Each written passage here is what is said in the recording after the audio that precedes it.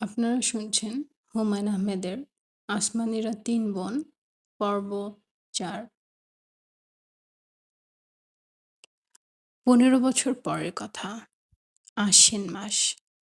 স্বাধীন বাংলা সার্কাস পার্টির মালিক হারুন সরকারের মাথায় পানি ঢালা হচ্ছে। পানি ঢালছে আসমানী। জামদানি এবং পয়সা দুজনই আড়াল থেকে দৃশ্যটা দেখছে। দুজনের মুখেই চাপা হাসি। শুধু আসমানী গম্ভীর হয়ে আছে। গম্ভীর হয়ে থাকলেও তার চোখে হাসি চিকমিক করছে। তিন বোনের হাসি আনন্দের উৎস পানি ঢালার সময় হারুন সরকারের কর্মকাণ্ড। সে ঘড়ির পেন্ডুলামের মতো ক্রমাগত মাথা ডানে বামে দোলাচ্ছে। নিশানা ঠিক করে পানি ঢালা যাচ্ছে না। সার্কাস পার্টির আজ শো আছে। শোর আগে হারুন সরকারের মাথায় যন্ত্রণা হয়, প্রেশার বেড়ে যায়, বুকে চাপ ব্যথা হয়। তখন দীর্ঘ সময় ধরে মাথায় পানি ঢালতে হয়। পানি ঢালার কাজটা সবসময় করে আসমানী। দুলন্ত মাথায় নিশানা ঠিক রেখে পানি ঢালা খুবই কঠিন কাজ। এই কঠিন কাজ আসমানী আনন্দ নিয়ে করে। কাজটা মজার। তিন বোনই খুব মজা পায়। এখন বাজছে ৫টা। শো শুরু হবে সন্ধ্যা ৭টায়। কখনো এত আগে থেকে পানি ঢালার প্রয়োজন হয় না। আজ প্রয়োজন পড়েছে। কারণ আজ প্রথম শো। প্রথমটা ধরে গেলে বাকিগুলিও ধরবে। প্রথমটা না ধরলে আর ধরবে না। সার্কাসের জন্য জায়গাটা ভালো। ইবাদতনগর, বড়গঞ্জ। সুতার কারখানা আছে, ইটের ভাটা আছে। মনু নদীর পাড়ে গঞ্জ। সেই নদীতে ব্রিজ বানানো হচ্ছে। শত শত মানুষ ব্রিজ বানানোতে লেগে আছে। সাদা চামড়ার কিছু সাহেবও আছে। এরা তাঁবু খাটিয়ে নদীর পাড়েই থাকে। ভাটি অঞ্চলের সঙ্গেও জায়গাটার যোগ আছে। ভাটি অঞ্চলের মানুষ আমোদ ফুর্তির জন্য পয়সা খরচ করতে ডরায় না। যাত্রা সার্কাসে ঘেটু গান এদের খুব পছন্দের জিনিস। ইবাদতনগরের একটাই সমস্যা, দুটা সিনেমা হল আছে। যেখানে সিনেমা হল আছে সেখানে সার্কাসের শো করা কঠিন। হল মালিকরা নানান ঝামেলা করে। যে কদিন সার্কাস চলে সে কয়দিন সিনেমায় লোক হয় না। রুটি রুজির ব্যাপার, ওরা সমস্যা করবেই। স্থানীয় ক্ষমতাবান লোকরাও সমস্যা করে। তাদের সমস্যা অন্যরকম। তারা খোঁজ করে সার্কাসে মেয়ে কি আছে। তারা সার্কাসের মেয়েদের সঙ্গে প্রাইভেট আলাপ করতে চায়। থানাওয়ালাদেরও ব্যাপার আছে। থানাওয়ালাদের শুধু ফ্রি পাস দিলে হয় না, ফ্রি পাসের সাথে টাকা পয়সাও দিতে হয়। তাদের খুশি রাখতে হয়। গঞ্জ মানেই গঞ্জের মাস্তান। সার্কাস যতদিন চলে এই মাস্তানরা সার্কাসের দলের সঙ্গেই থাকে। নানান ফন্দি-টন্দি করে এদেরকে ঠান্ডা রাখতে হয়। মদ খাওয়াতে হয়, টাকা পয়সা দিতে হয়। নতুন কোনো জায়গায় সার্কাসের দল নিয়ে যাওয়ার পর হারুন সরকার ঠিক করে, আর না, এই শেষ। দল ভেঙে দেয়া হবে। যে যার বাড়ি চলে যাবে। সে নিজে চলে যাবে নেত্রকোনায় তার গ্রামের বাড়িতে। ২-৩টা পুকুর কাটিয়ে পাঙ্গাস মাছের চাষ করবে। আজকাল পাঙ্গাস মাছের চাষ খুবই লাভজনক। কিংবা শুকনা মরিচের ব্যবসা করবে। সেটাও না পেলে জমি জিরাত বেচে ছোট কোনো হোটেলে ঘর ভাড়া করে থাকবে। সে একা মানুষ। একটা মানুষের জীবন কাটানো কোনো সমস্যা না। মাথায় পানি দেয়া শেষ হয়েছে। হারুন হাতের ইশারায় আসমানীকে পানি ঢালতে নিষেধ করল। আসমানী বলল, আপনার মাথার যন্ত্রণা কমেছে? হারুন সেই প্রশ্নের জবাব দিল না। মেজাজ খারাপ অবস্থায় কথা বলতে ইচ্ছে করে না। কথা বললে সেই কথা মাথার ভিতরে চলে যায়। মাথার ভিতরে গিয়ে দপদপ করে। হারুন বলল, যাও, সামনে থেকে যাও, তোকে পাঠাও। আসমানী হাতের গামছা এগিয়ে দিতে দিতে বলল, মাথাটা মোছেন। হারুন বলল, মাথা মোছার দরকার নেই। আমার কি মাথা ভর্তি চুল আছে যে আধা ঘন্টা ধরে মাথা ঘষাঘষি করতে হবে? চিন্তায় চিন্তায় মাথার সব চুল পড়ে গেছে। সামনে দাঁড়ায় থেকো না, তোকে পাঠাও। আরেকটা কথা, মাথায় পানি ঢালার সময় লক্ষ্য করেছি তোমার দু বোন আমাকে দেখায় দেখায় ফিকফিক করে হাসাহাসি করছিল। আমি তো জোকারি করতেছিলাম না। হাসাহাসির কারণ কি? এরকম যেন না হয়। আসমানী বলল, আপনি ডাক দিয়ে ধমক দিয়ে দেন। হারুন বলল, শোর আগে আগে আর্টিস্টকে ধমক দেয়া নিষেধ। এতে আর্টিস্টের মেজাজ খারাপ হয়। মেজাজ খারাপ হলে খেলা খারাপ হয়। দাঁড়ায় আছো কেন? তোকে খবর দিতে বললাম না? তৈয়ব আলী দলের ম্যানেজার, বেঁটেখাটো মানুষ। বিশাল শরীরের গোলগাল একজন মানুষ।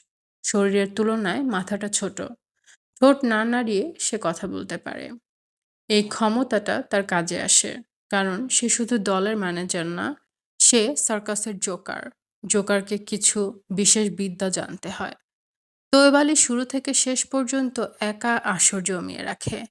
অতি সাধারণ কর্মকাণ্ডের মধ্যেও সে এমন কিছু করে যে দর্শকরা হেসে গড়াগড়ি খায়। শো শুরু হয় তাকে দিয়ে। সে হাড় জিরজিরে একটা ঘোড়া নিয়ে উপস্থিত হয়। দর্শকদের ঘোড়ার সঙ্গে পরিচয় করিয়ে দেয়। এ আমার পরিবার, স্ত্রী, ওয়াইফ। সে কথা বলছে কিন্তু ঠোঁট নড়ছে না। পাথরের মতো মুখ। দর্শকরা শুরুতেই হকচকিয়ে যায়। ঘোড়াকে স্ত্রী হিসেবে পরিচয় করিয়ে দেওয়ার পর সে ঘোড়ার গায়ে হাত রেখে আদুরে গলায় বলে, ও আমার স্বপ্নের রানী, আদরের ঘোড়া কুমারী, কেমন আছো গো? তখন ঘোড়া ফোঁস করে উঠে গা ঝাড়া দেয়। তৈয়ব আহত গলায় বলে, ফোঁস করতেছো কেন? দর্শকদের হাসি শুরু হয়। হাসির চূড়ান্ত পর্বে যায় যখন সে পকেট থেকে একটা ব্রা বের করে ঘোড়াকে পরানোর চেষ্টা করে। তৈয়ব এসে হারুন সরকারের সামনে দাঁড়িয়েছে। তার পাথরের মতো ভাবলেশহীন মুখ। সে দাঁড়িয়েছে মাথা নিচু করে। দলের মালিকের চোখে চোখ রেখে সে কখনো কথা বলে না। হারুন বলল, তৈয়ব, অবস্থা কি? কিসের অবস্থা? টিকিট বিক্রির কি অবস্থা? মোটামুটি। হারুন বিরক্ত গলায় বলল, মোটামুটি, ভালো, মন্দ এই জাতীয় কথা আমাকে বলবে না। কত টাকার টিকিট বিক্রি হয়েছে? টিকিট বিক্রির খবর নেই নাই। খবর নেও নাই কেন? টিকিট এখনো বিক্রি হইতেছে এই জন্য খবর নেই নাই। থানাওয়ালার কাছে লোক পাঠিয়েছিলে? হুম। সব ঠিক আছে? হুম। আর কোনো সমস্যা আছে? বাজারের মসজিদের ইমাম সাহেব ঝামেলা করতেছে। বলতেছে সার্কাস হতে দিবে না। ওনার সমস্যা কি?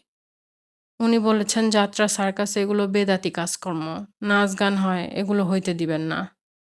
ভালো যন্ত্রণায় পড়লাম দেখি। আপনি চিন্তা করবেন না। ব্যবস্থা নিতেছি। কি ব্যবস্থা? তৈয়ব বিরস মুখ করে চুপ করে রইল। হারুন রাগী গলায় বললেন, কি ব্যবস্থা নিতেছ শুনি? তৈয়ব বলল, আমি ব্যবস্থা নিতেছি। আপনি নিশ্চিন্ত থাকেন। হারুন নিঃশ্বাস ফেলল। তৈয়বের ওপর অবশ্য ভরসা করা যায়। সে যখন বলে ব্যবস্থা নেয়া হবে, তখন বুঝতেই হবে যে ব্যবস্থা নেয়া হচ্ছে। ভালো ব্যবস্থা। তৈয়বের মতো জোকার পাওয়া যেমন কঠিন, তার মতো ম্যানেজার পাওয়াও কঠিন। বাজনাদারদের দলকে পাঠায় দাও, একটা চক্কর দিবে। হাতির পিঠে করে পাঠাও। বাজনাদার পাঠিয়েছি, হাতির পিঠে দিই নাই। এরা ভ্যান গাড়িতে করে গেছে। হাতির পিঠে দাও নাই কেন? হাতি দেখলে সবাই বুঝতো আমাদের দল ভালো। পুতু পুতু দুধ ভাত দল না। হাতি ঘোড়া আছে। সব কিছু পাবলিসিটি লাগে। তৈয়ব চুপ করে রইল।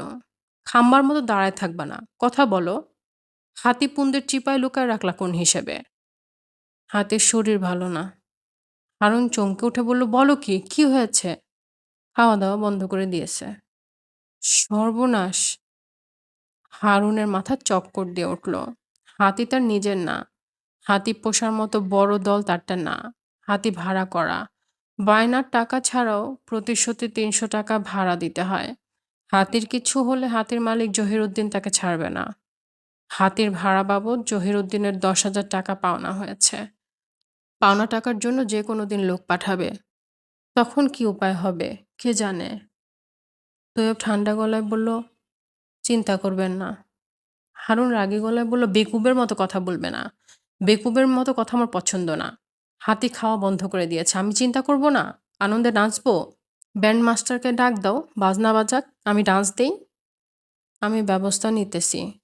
তুমি কি ব্যবস্থা নিবে? তুমি কি হাতির ডাক্তার? সবসময় ফাজিলের মতো কথা। যাও, সামনে থেকে যাও।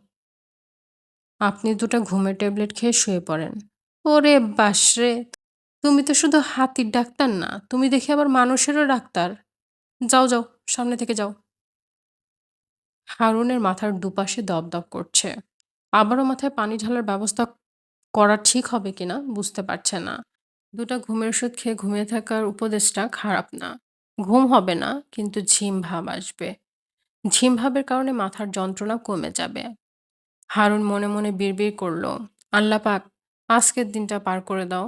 আর না, সব ছেড়ে ছুড়ে দিব। প্রয়োজনে মাওলানা ডাকিয়ে তওবা করব। মক্কা শরীফে গিয়ে হজ করে আসব।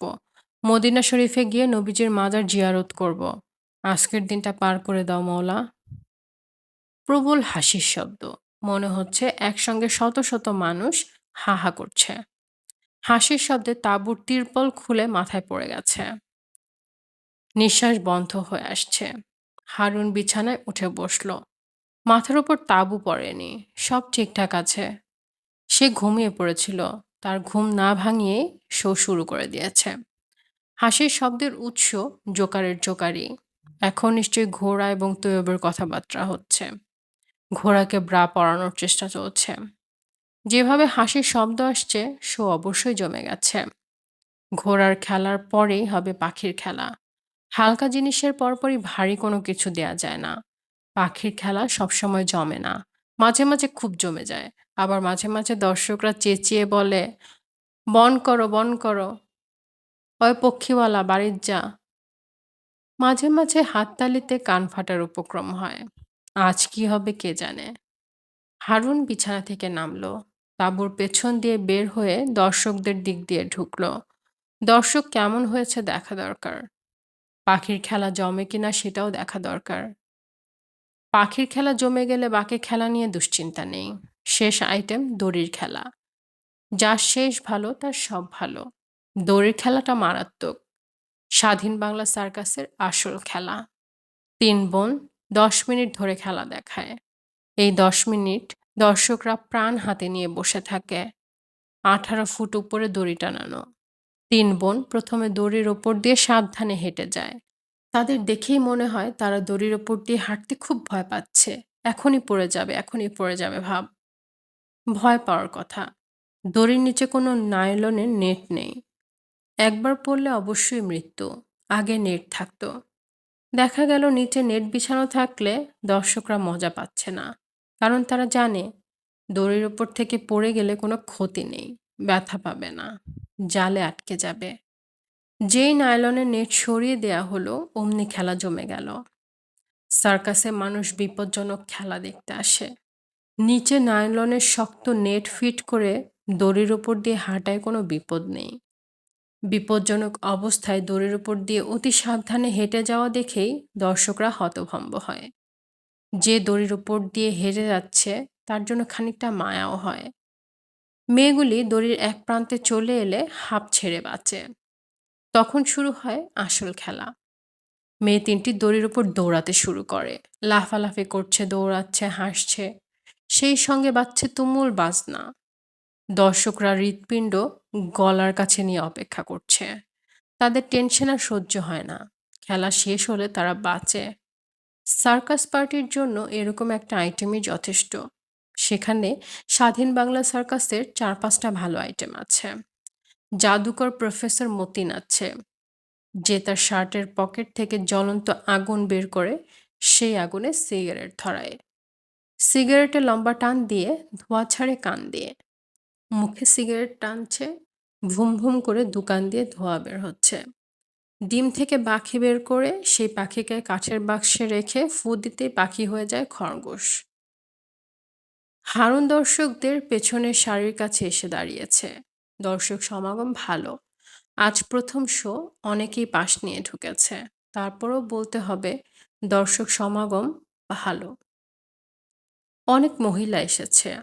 মহিলা দর্শক আল্লাহর নিয়ামতের মতো। এরা পুরুষদের মতো বাড়িতে গিয়ে ঝিম ধরে বসে থাকবে না। পাড়া বেড়াতে বের হবে। তার সঙ্গে গল্প করবে। যা দেখেছে তার চেয়েও বেশি বলবে। হারুন মহিলা গুনতে শুরু করেছে। আহারে, এক বেচারি কিছুই দেখতে পারছে না। তার বাচ্চাটা বড়ই বিরক্ত করছে। খুনখুন করে কাঁদছে। এটা একদিক দিয়ে ভালো। বাচ্চার মা আবারও আসবে। উপস্থিত থেকেও যে জিনিস দেখা যায় না তার মায়া বড়ই কঠিন মায়া। পাখির খেলা শুরু হয়েছে। খাঁচায় ৬টা টিয়া পাখি নিয়ে পাখিওয়ালা ঢুকেছে। পাখিওয়ালার নাম খসরু। তার চেয়ে রোগা মানুষ বাংলাদেশে দ্বিতীয় কেউ আছে কিনা সন্দেহ। যখন স্টেজে দাঁড়ায় তখন মনে হয় আরবি অক্ষর আলিফ দাঁড়িয়ে আছে। খসরু পাতিলের তলার মতো কালো। মাথার সমস্ত চুল পেকে যাওয়ায় মেহেন্দি লাগিয়ে সে চুল রং করেছে। এখন তার মাথা ভর্তি লাল চুল। লাল এবং কালোর কিম্ভূত চেহারা। এটা একদিক দিয়ে ভালো। সার্কাসের লোকজনের চেহারা যত কিম্ভূত হবে তত ভালো। হারুন ভুরু কুঁচকে তাকিয়ে আছে। তার প্রথমেই মনে হলো খসরুর পোশাকটা ঠিক হয় নাই। সাধারণ শার্ট প্যান্ট পরে ঢুকেছে। প্যান্টটা ময়লা। পায়ে স্পঞ্জের স্যান্ডেল। পাখিওয়ালাকে পোশাক কিনে দিতে হবে। সে টিয়া পাখির খেলা দেখায়। তার পোশাক হবে টিয়া পাখির মতো।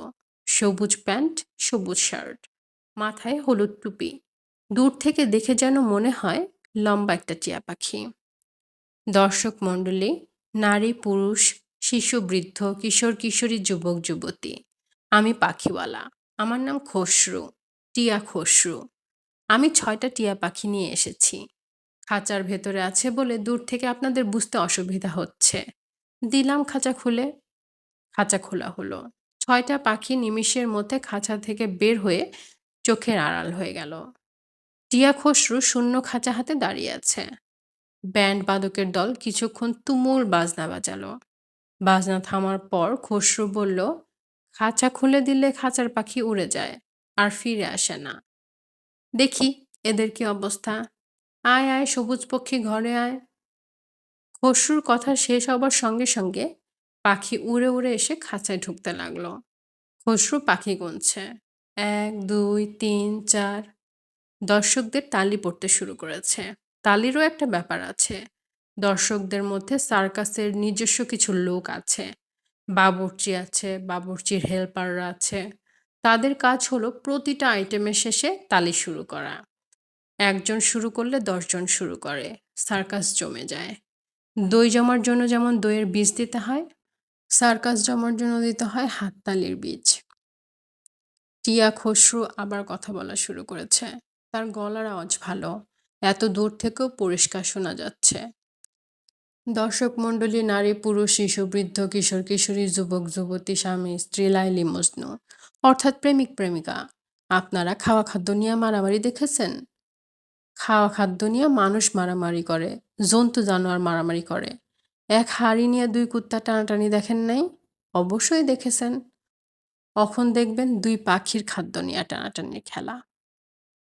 ২টা টিয়া পাখি পাতলা একটা টোস্ট বিস্কিটের প্রান্ত ধরে উঠছে। স্থির হয়ে উঠছে, আবার চক্রাকারে ঘুরে ঘুরে উঠছে। দেখার মতো দৃশ্য। হাততালি শুরু হয়েছে।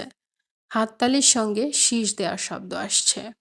একজন মহিলা মাথার ঘোমটা ফেলে দিয়ে পাশের আরেক মহিলার গায়ে ধাক্কা দিয়ে বলল, বুবু দেখছো কি আচানক? পাশের মহিলা বলল, এগুলা কিছু না, ট্রেনিং। ট্রেনিং দেয়া বানাইছে। ট্রেনিং দিলে পশু পক্ষী পারে না এমন কাম নাই। হারুন আগ্রহ নিয়ে মহিলাদের কথা শুনছে। কত ধরনের মানুষ কত ধরনের কথা বলে। কেউ কেউ জ্ঞানী। তাদের কাছে কোনো খেলাই ভালো লাগে না। আবার কিছু কিছু লোক আছে যা দেখে তাতেই মুগ্ধ হয়। এরা মুগ্ধ হবার জন্যেই আসে। এরাই প্রকৃত দর্শক। এদের খেলা দেখিয়ে আরাম আছে। এদের জন্যই সার্কাস। ও বুবু দেখো দেখো কারবার দেখো। পক্ষী খাওয়া খাদ্য নিয়ে ঝাপটাঝাপটি করে। এই গুলান কত দেখছি। হারুন মনে মনে বলল, দূর হারামজাদি। এই জিনিস তুই তোর জন্মে দেখোস নাই। তোর ভাগ্য ভালো তুই স্বাধীন বাংলা সার্কাসে ঢুকছোস। টিয়া খসরু এখন শেষ খেলা দেখাচ্ছে। সে হাত সোজা করে রেখেছে। ৬টা পাখি তার হাতে বসা। এমনভাবে বসে আছে যেন এরা জীবন্ত পাখি না, এরা পুতুল। খসরু পাখিদের দিকে তাকিয়ে বলল, তোমাদের খেলা দেখে দর্শকরা খুবই মজা পেয়েছেন। এনাদের সালাম দাও। ডানা তুলে সালাম দাও। পাখিগুলির প্রত্যেকটি তাদের বাম দিকের ডানা খানিকটা তুলল। একটা ডান দিকেরটা তুলে ফেলেছিল। অন্যদের দেখে ভুল সংশোধন করল। দর্শকরা আনন্দে চেঁচিয়ে উঠল। খসরু বলল, এখন তোমরা স্কুলের ছাত্র। পড়া পারো নাই, হোমওয়ার্ক করো নাই। মাস্টার শাস্তির হুকুম দিয়েছেন। এক ঠ্যাঙে দাঁড়ানোর শাস্তি। দেখি এক ঠ্যাঙে দাঁড়াও। পাখি ছটায় এক ঠ্যাঙে দাঁড়ালো। তুমুল তালি পড়ছে, শীষ বাজছে, সার্কাস জমে গেছে। পাখির আইটেম মোটামুটি দুর্বল আইটেম।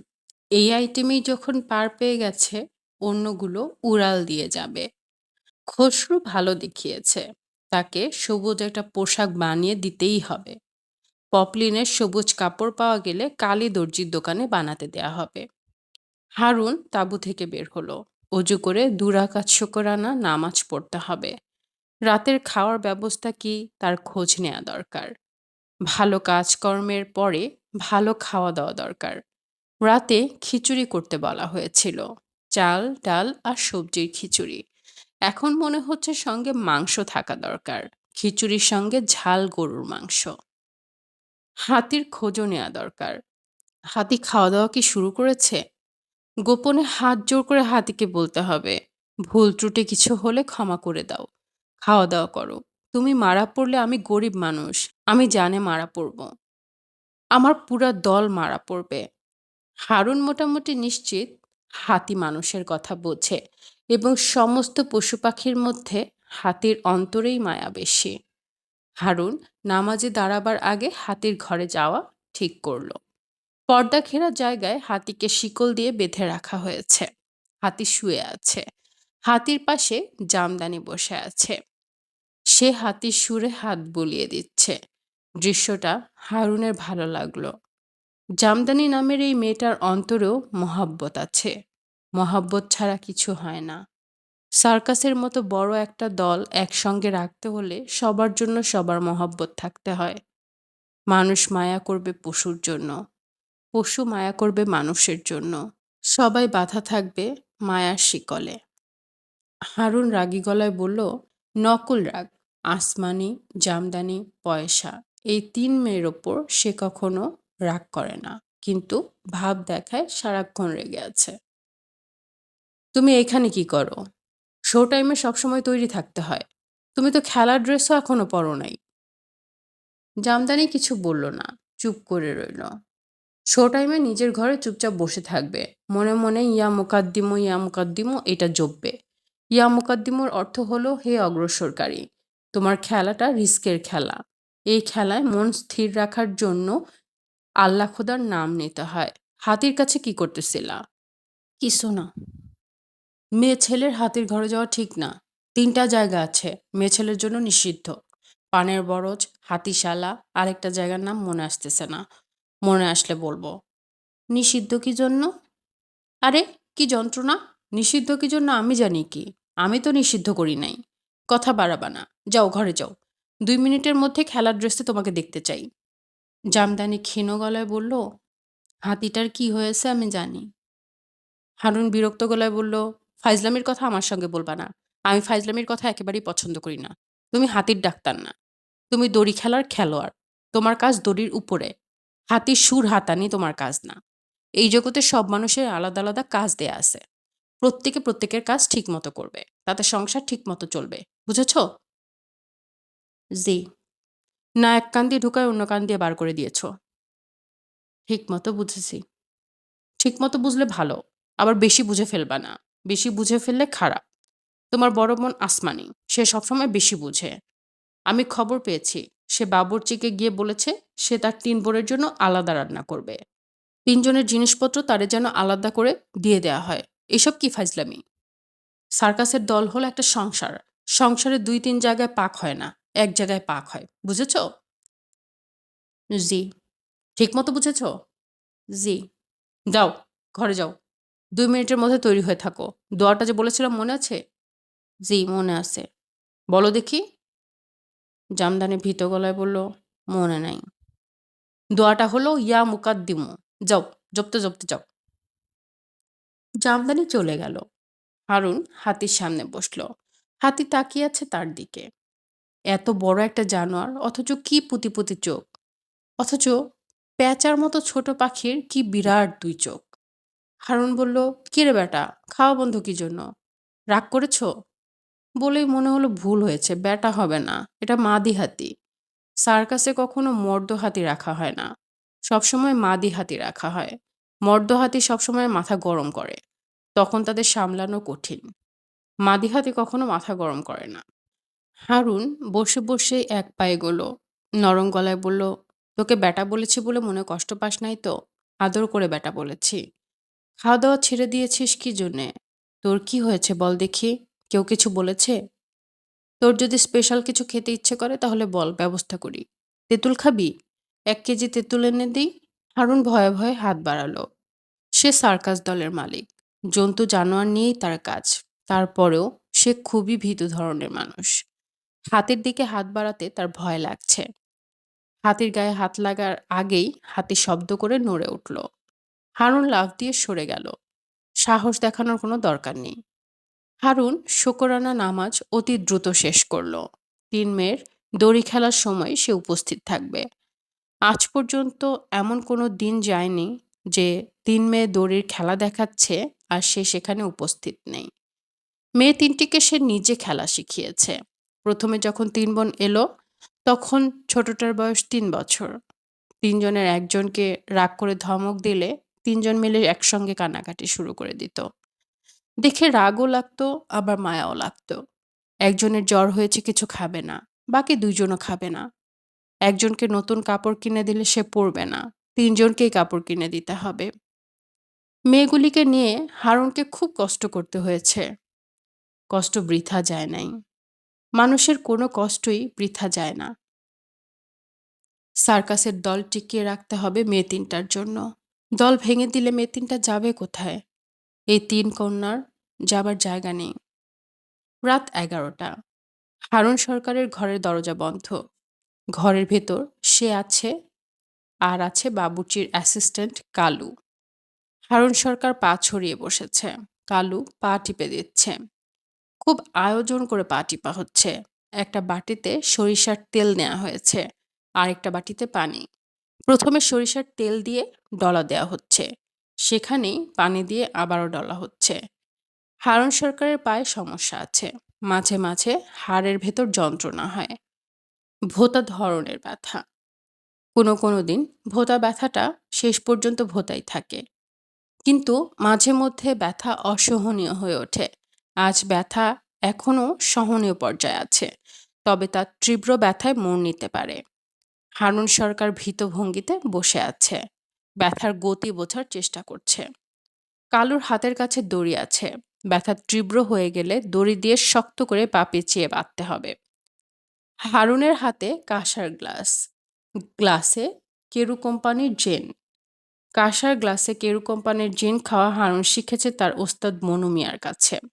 মনু মিয়া জিনের সঙ্গে 1-2 বিচি তেঁতুল দিয়ে দিত। জিনিসটা হতো ভয়ঙ্কর। আজ তেঁতুল পাওয়া যায়নি। তেঁতুল ছাড়া জিন খেতে পানসা পানসা লাগছে। নেশা হবে বলে মনে হচ্ছে না। নেশা না হলে সমস্যা আছে। পায়ের ব্যথা সহ্য করা যাবে না। কালু, জি? আজকে শো কেমন হয়েছে? ফাটাফাটি হইছে। যারা দেখছে মরণের আগের দিনও তারার মনে থাকবো। আইটেম ভালো হয়েছে কোনটা? সব আইটেম মারাত্মক হইছে। এ বলে আমারে দেখ, সে বলে আমারে দেখ। তারপরেও তো 19-20 আছে। কালু গম্ভীর গলায় বলল, সবই 20, 19-এর কারবার আমরা করি না। হারুনের মন এমনিতেই ভালো ছিল। কালুর কথায় মন আরো ভালো হলো। হারুনের কেন জানি মনে হচ্ছে ব্যথাটা আজ খারাপের দিকে যাবে না। পায়ে দড়ি বাঁধার প্রয়োজন পড়বে না। খেলা খুব জমেছিল? কালু গম্ভীর গলায় বলল, মারাত্মক। বিলাতী সাহেবের চোখ উঠে গেছিল মাথার চান্দিতে। হারুন আগ্রহ নিয়ে বলল, বিলাতী সাহেব ছিল নাকি? ছিল, 2টা ছিল। ব্রিজ বানাইতেছে তার ইঞ্জিনিয়ার। এর মধ্যে একজন বাংলা কথা পরিষ্কার বলতে পারে। সে আইসা হামকি ধামকি। হামকি ধামকি কি জন্য? বলে কি দড়ি ডেঞ্জারাস, খেলা দেখাও। প্রোটেকশন নাই, নিচে কেউ নাই, অ্যাক্সিডেন্ট হবে, মানুষ মারা যাবে। আমি মনে মনে বলি, যা বেটা লাল মুখা, মানুষ মারা গেলে আমরার যাবে, তোর বাপের কি? আমি তো কিছু জানি না। এই ঘটনা কখন ঘটলো? শো শেষ হওয়ার পরে। ম্যানেজার সাহেবের সাথে কথা বলছে। তোমরা শো করতে পারবা না, স্টপ। এইসব হাবিজাবি বলতেছিল। কই, আমাকে তো ম্যানেজার কিছু বলল না। সব কথা আপনার কানে তোলা হয় না। ম্যানেজার পেটের মধ্যে রেখে দেয়। পেট থেকে বাইর করে ২-১ টা কথা বলে, বাকিগুলা ভাত-তরকারির সাথে হজম কইরা ফেলে। তাই নাকি? অবশ্যই। আমরার ম্যানেজারের পেট শক্ত। পেটে যেই জিনিস যায় সেটাই হজম।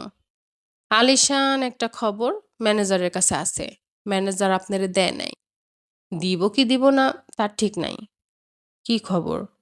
কালু চুপ করে গভীর মনোনিবেশে পা টিপছে। আলিশান খবর হুট করে বলে ফেললে খবরের মান থাকে না। হারুন বিরক্ত হয়ে বলল, খবরটা কি? বগা চাচার ইন্তেকাল হয়েছে। বগা চাচাটা কে? জহিরুদ্দিন সাবেরে সবাই ডাকে বগা চাচা। পাতলা পুতলা শৈল এই কারণে। জহিরুদ্দিনটা কে? ঠিকমতো জবাব দে, কথা পেঁচাইস না। কথা পেঁচাইলে লাত দিয়ে বিছানা থেকে ফালাই দিব।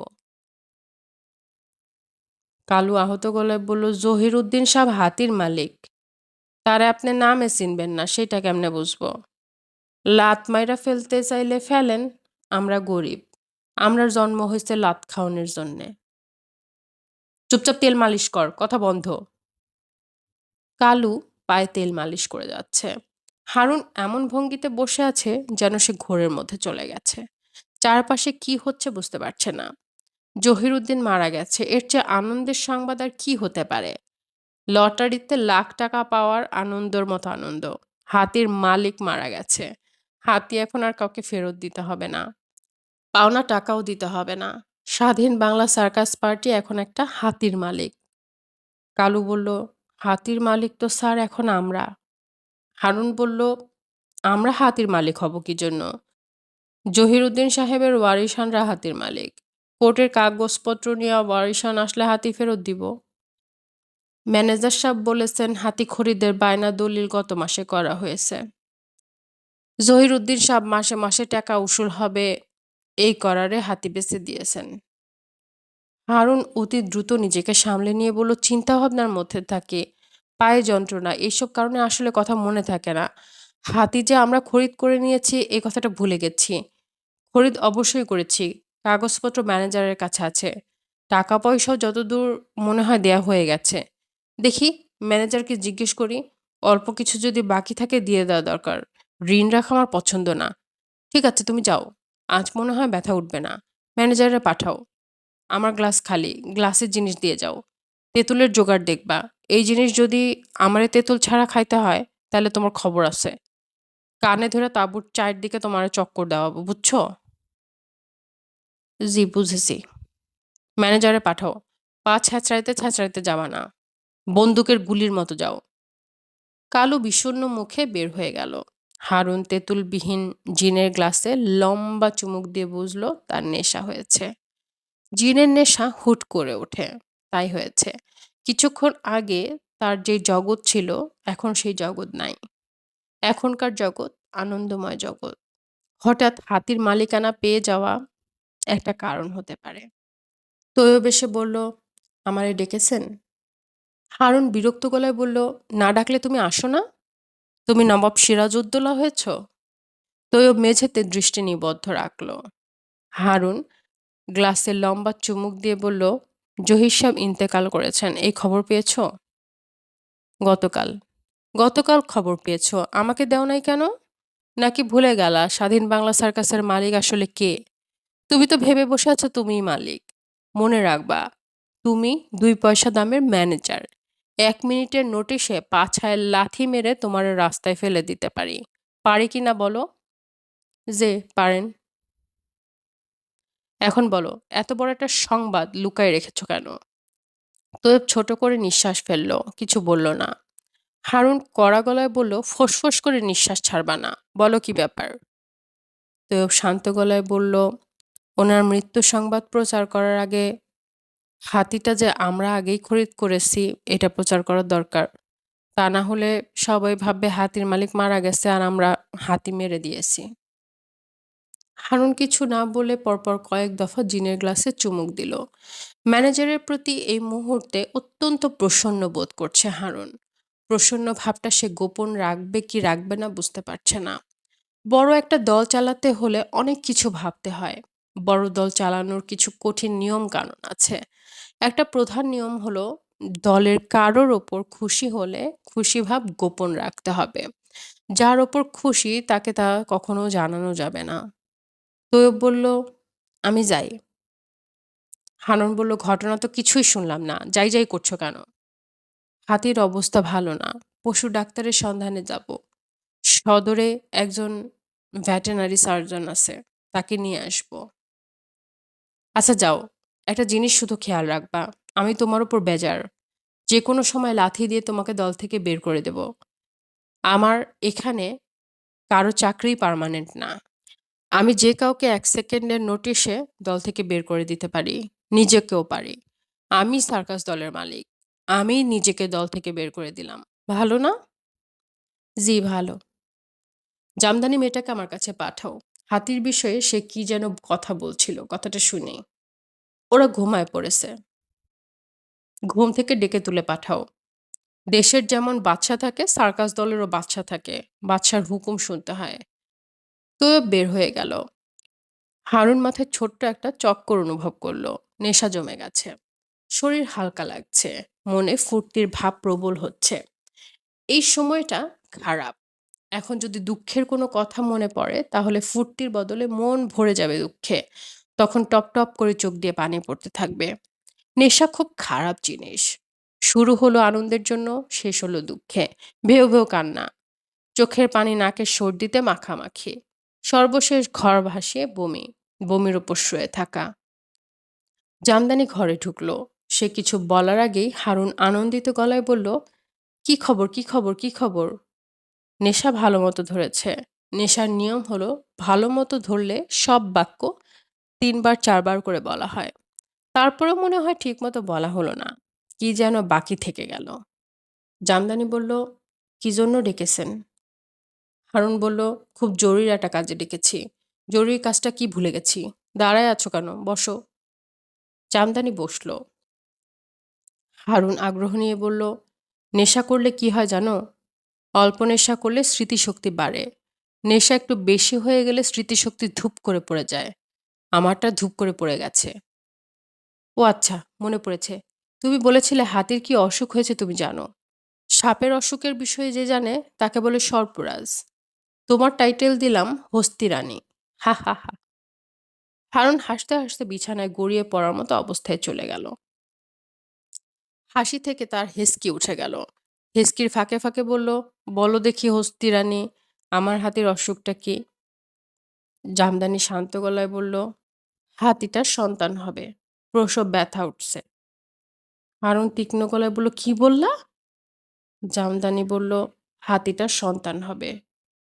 হারুন বলল, উল্টাপাল্টা কথা বলে তুমি আমার নেশা কাটিয়ে দিয়েছ। অনেক কষ্টের নেশা, তৈরি করতে সময় লাগে। যাও ঘুমাতে যাও। একটা কথা মনে আসলো আর বলে ফেললা, এটা ঠিক না। তুমি হাতির লেডি ডাক্তার না, যাও আমার সামনে থেকে।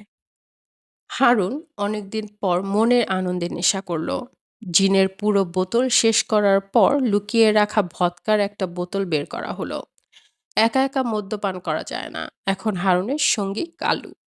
নেশাগ্রস্ত অবস্থায় কালুকে হারুনের বন্ধুর মতো লাগছে। সে যে বাবুর্চির অ্যাসিস্ট্যান্ট, তার প্রধান কাজ চুলায় লাকড়ি দেয়া, খড়ি ফাড়া, এটা আর মনে হচ্ছে না। বরং হারুনের মনে হচ্ছে কালু যথেষ্ট জ্ঞানী একজন মানুষ। তার সঙ্গে সুখ দুঃখের কথা যেমন আলাপ করা যায়, তেমনি জটিল সমস্যার সমাধানও চাওয়া যায়। হারুন কালুর পিঠে হাত রেখে বলল, জহির সাহেবের মৃত্যুতে বড় কষ্ট পেয়েছি। কালু বলল, কষ্ট পাওয়ার কথা, কত দিনের পুরনো চিনা জানা লোক। হারুন দীর্ঘ নিঃশ্বাস ফেলে বলল, স্ত্রী পুত্র কন্যা কেউ নাই, একটা লোক ফুট করে মরে গেল। কালু বলল, এটা খারাপ না, দুঃখ করার কেউ নাই। হারুন বলল, দুঃখ করার একেবারে কেউ না থাকাটাও ঠিক না। এক দুইজন থাকবে, মৃত্যুর পর ভেউ ভেউ করে কাঁদবে। কালু বলল, অবশ্যই। হারুন বলল, আমারও তো জহির সাহেবের মতোই অবস্থা। তারও কেউ ছিল না, আমারও কেউ নাই। সেও ছিল হাতির মালিক, আমিও হাতির মালিক। এখন ইচ্ছা করতেছে ঘর সংসার করি। বয়সটা হয়ে গেছে ৫-৫০। কালু বলল, ৫-৫০ তো কোনো বয়সই না। হারুন বলল, জামদানির মতো একটা মেয়ে পাওয়া গেলে ভালো হতো। খুবই ভালো একটা মেয়ে। মাথায় সামান্য গন্ডগোল আছে, এটা থাকবেই। সব ভালো মানুষের মাথায় সামান্য গন্ডগোল থাকে। কালু বলল, অতি সত্য কথা। একমাত্র আপনাকে দেখলাম। অতি ভালো মানুষ, কিন্তু মাথা পরিষ্কার, মাথায় কোনো গন্ডগোল নাই। মাথায় গন্ডগোল নাই তোমাকে কে বলল? গন্ডগোল অবশ্যই আছে। গন্ডগোল না থাকলে নিজের মেয়ের মতো যাকে বড় করেছি তাকে বিয়ে করতে চাই? ছি, ছি, ভাবতেও লজ্জা লাগে। কালু বলল, "আরেক গ্লাস খান, তাহলে লজ্জাটা কমে যাবে।" দাও আরেক গ্লাস। আজ বমি না হওয়া পর্যন্ত খাবো, যা থাকে কপালে। হারুন তার কথা রাখল। বমি করে ঘর ভাসিয়ে না দেয়া পর্যন্ত ক্রমাগত খেয়ে গেল। রাত ৩টায় সে এবং কালু যখন নিজেদের বমির ওপর অর্ধচেতন হয়ে পড়ে আছে, তখন খবর এলো হাতির একটা মেয়ে বাচ্চা হয়েছে। হারুন খবরটার গুরুত্ব কিছুই বুঝল না। মাথা তুলে খবরটা শুনে আবারও বমির ওপর শুয়ে পড়ল।